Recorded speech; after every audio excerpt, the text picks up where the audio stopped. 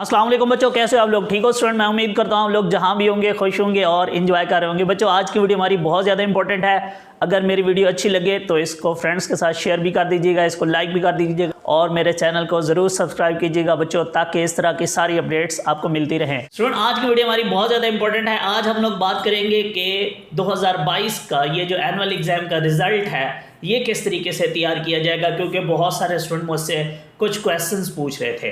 तो मैं आप लोगों को आज इसकी कंप्लीट इन्फॉर्मेशन आपके साथ शेयर करने लगा हूं।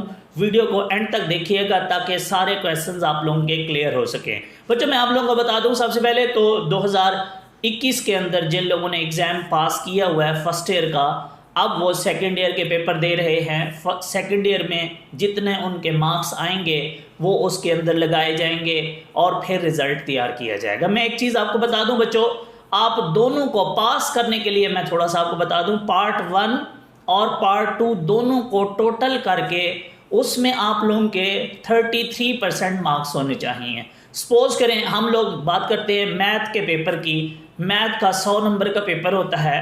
अगर सपोज करो आपके ऑलरेडी जो है उसके अंदर फर्स्ट ईयर में 66 मार्क्स आए हुए हैं, तो आप लोगों को सिर्फ और सिर्फ सेकेंड ईयर में उस सब्जेक्ट में जाके प्रेजेंट लगा दो तो भी काफ़ी है, क्योंकि 200 नंबर में से मैथ फर्स्ट ईयर का भी 100, सेकेंड ईयर का भी 100, उन दोनों को जमा किया जाए तो वो 200 बनता है।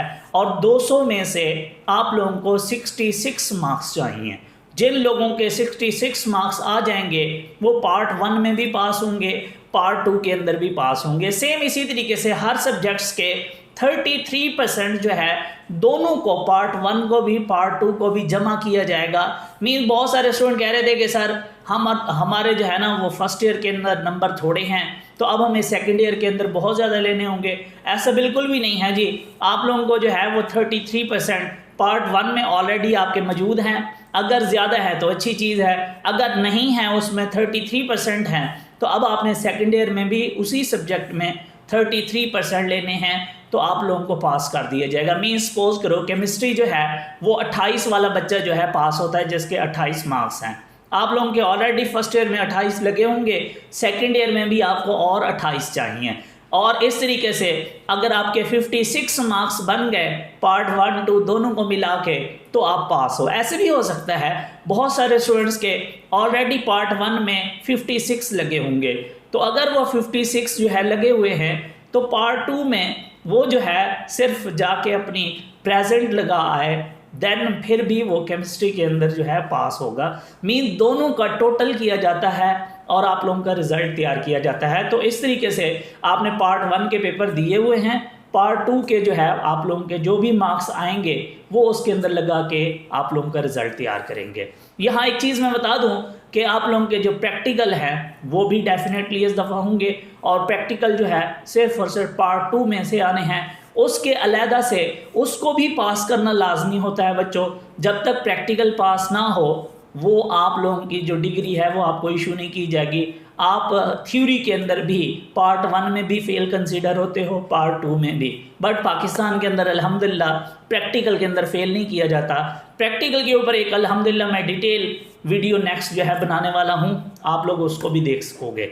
तो अब मैं दूसरा क्वेश्चन, बहुत सारे बच्चे मुझे कह रहे थे कि सर हम लोग इम्प्रूव कर रहे हैं। यहाँ थोड़ा सा इम्प्रूवमेंट वालों का मैं बता दूँ बच्चों कि जो लोग इम्प्रूव कर रहे हैं, अब 2-3 तरह के यहाँ लोग हैं। एक तो वो है जो पार्ट 1 और पार्ट 2 दोनों को इम्प्रूव कर रहे हैं। याद रहे, जब आप पार्ट इम्प्रूव करते हो तो आप लोगों का उस पूरे पार्ट का टोटल रिज़ल्ट देखा जाता है।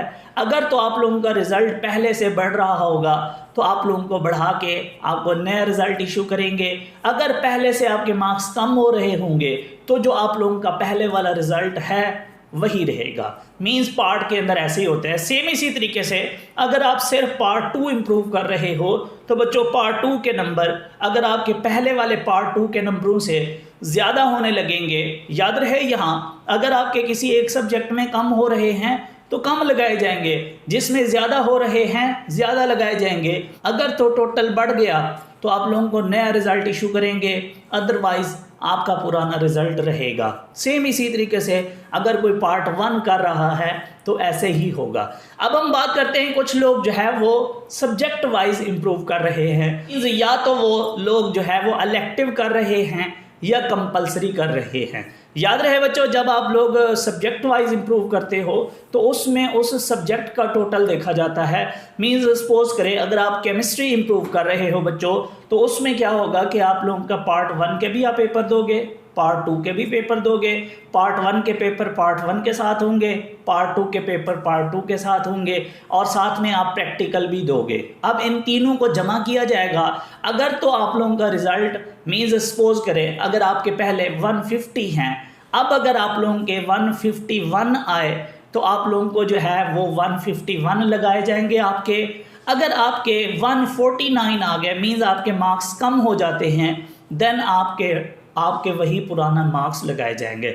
याद रहे इसमें कुछ बच्चे ये कहते हैं कि सर हम ऐसा करते हैं पार्ट 2 के जाके पेपर दे आएंगे, पार्ट 1 के नहीं देंगे, पार्ट 1 के वही वाले मार्क्स लगाए जाएंगे। ऐसे नहीं होगा बच्चों, आपकी उन तीनों चीज़ों का टोटल किया जाएगा।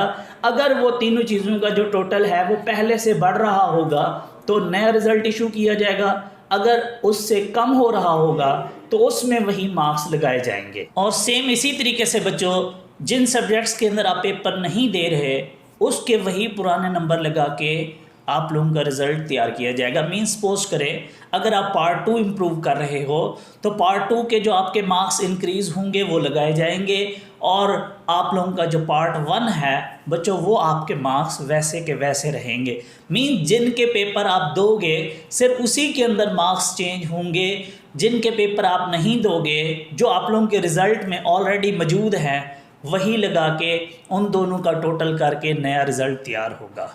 और एक चीज़ मैं आपको बता दूं बच्चों, यहाँ अगर आप लोग किसी एक सब्जेक्ट में भी इम्प्रूव कर रहे गए या आप लोगों का कोई एक मार्क्स भी बढ़ गया तो आप लोग फिर कभी भी अपने मार्क्स इम्प्रूव नहीं कर सकोगे, क्योंकि जो न्यू पॉलिसी है उसके अकॉर्डिंग सिर्फ आप एक दफ़ा अपने मार्क्स इम्प्रूव कर सकते हो 4 चांसेस को यूज़ करके विद इन 3 ईयर्स। तो मैं उम्मीद करता हूँ बच्चों ये वीडियो आप लोगों के लिए हेल्पफुल होगी। दुआ में याद रखिएगा।